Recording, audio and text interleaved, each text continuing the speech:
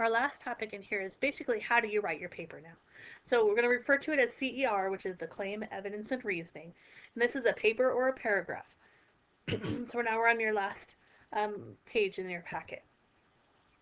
So first of all, we're going to go back again to how we structure the paragraph. Your topic sentence should be your claim, and you can have multiple paragraphs that either all revolve around one claim, or you can make multiple claims as well. But no matter what, your topic sentence should be that claim. And then your supporting sentences should follow a pattern. So we should have our evidence and then our reasoning, evidence and reasoning. So you need to go back and forth. You say, here's the evidence for my claim, and here's how that supports it. So if you're pulling data from a lab, how does that data actually support the claim? If you're pulling a sentence from a textbook or from the internet, how does that prove that your claim is true? So when we get into that beginning with the topic sentence, we always lead with that topic sentence. Once the I think sometimes the misconception is because we write for a lot of different purposes, is that we should write all the same way no matter where we are. And in science, it's not that way. We want to keep in mind what our audience is, and we want to keep in mind that in science, science should be direct and to the point. That doesn't mean that we're not using well thought out sentence structure and that our grammar isn't good. It just means that we don't have a lot of frills when we write in science. We want to be direct and to the point. So our topic sentence is our claim. We start out with that and then we prove it. Okay, that's what it's about. Your claim should be direct, it should be to the point, and it should take a position. You can't say it's either this or it's that. It has to be, this is the way things are. This is the statement that I'm saying is true. And it's not waffling around. So it's not going to take, you can't say, well, I could see both sides of both sides, what they're saying. If we were to watch something that was opinion based or it had multiple sides to a story, when we look at origins of the universe, we'll fall into some of that kind of category. And we're not asking you to take both sides and to agree with everyone. I want you to take a side and then prove that side is true. And then your supporting sentences are how you show us that is true. So here's what I've said is true, and here's how I explain it. And once again, you should have evidence, and then an explanation statement, that reasoning. We should be showing how that actually supports, and everything should be working together. Now, sometimes you're going to come up against counterclaims, but we're not to that point yet. A counterclaim is the opposite. So that's like having two sides to the story, but we're not going to be doing that just yet. In our first few assignments, we're just going to be doing claims and looking at it from one direction. So on your handout, there's an example of a letter, okay, that was written to the Ukrainian delegation. And in this letter, they make claims, and there's multiple claims. They have evidence, and they have supporting statements. So what I want you to do is this, is I want you to underline the claim. I want you to star where it's a piece of supporting evidence, and I want you to circle where it's the explanation or that reasoning component. And I'll give you a few minutes to do this.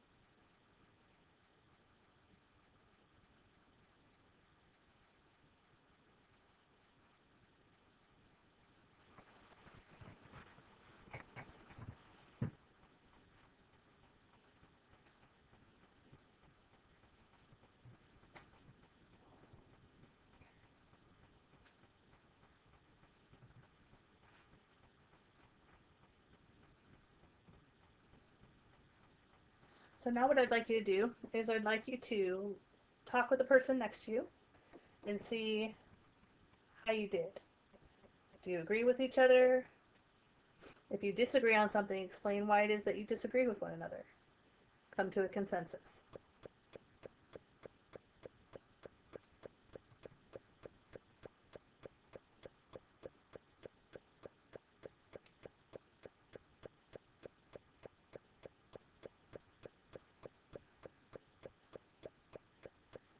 So I know part of this, there was obviously highlighting that was already in this that made it a little bit obvious, but the first sentence in here, the Ukrainian delegation is looking forward to working with the international community to address the problem of acid rain. Okay, so that's just a statement, but it's not a claim. That's just like the introductory kind of sentence to the whole paper that's on here. But the next sentence where it said acid rain harms our people, environment, and economy, that's a claim. So you should have that underlined.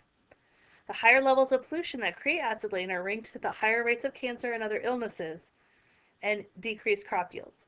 So that's what they're using as evidence for that particular, to support their claim.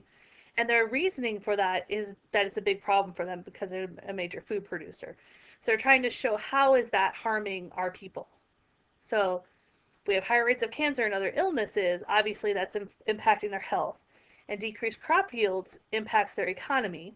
And so they're using that as a statement to show how that statement is true.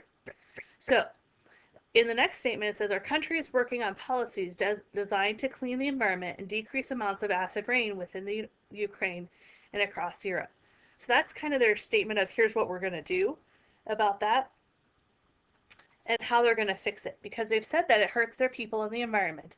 And here's the things that it's hurting specifically: the drinking water, the climate change, consumer, household, industrial waste. And they're trying to say this is what we're doing now to try to fix that. So they've made a claim about how they're going to fix it, right? They've said this is the problem. Here's what we're going to do to fix it. Here's why it's important. Okay. Here's the evidence. Here's why that's important. Here's another piece of evidence. They've signed this protocol. And here's what that protocol does in order to prove what we're saying is true. You can see that they don't just repeat themselves, right? They're not just saying that here's what they're going to do, that they're going to have policies designed to clean the environment, and then they get specific about what policies they have. They just don't repeat themselves again. So we want to make sure that we're not just being redundant when we give our evidence, that we're actually we give our evidence and then we explain our evidence, and those are different sentences, not just rewording the same sentence over again.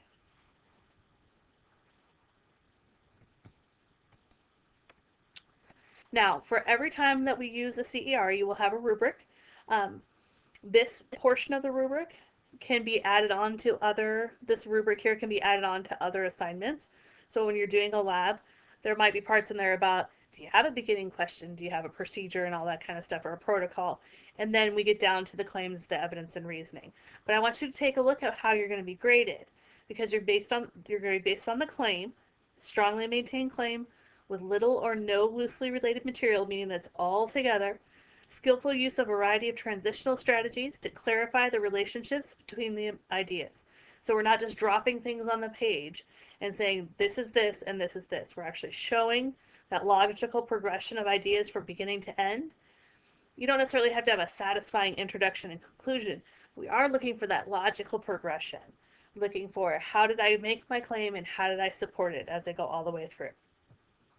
Our purpose, focus, and organization.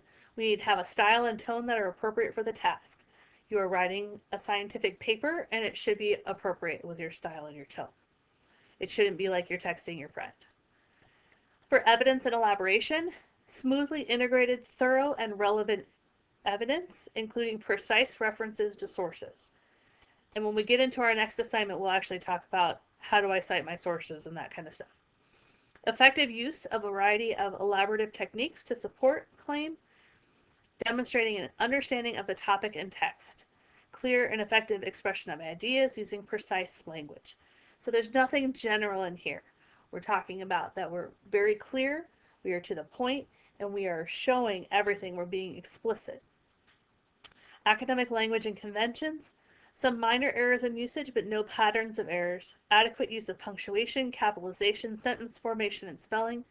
Academic and domain-specific vocabulary clearly appropriate for the audience and purpose. So academic vocabulary is words that are specific to the content area, so or specific to being in school. So when we talk about using evidence and having purpose and using style and tone and acclaim, those things are academic language.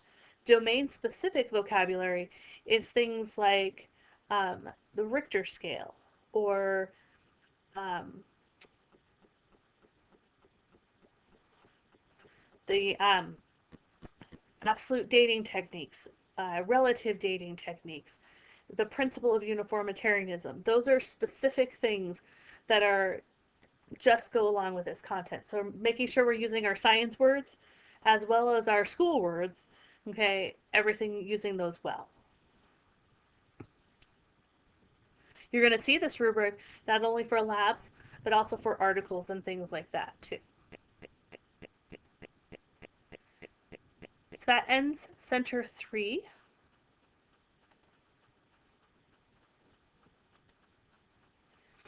For your assignment, you'll go on to the next little section.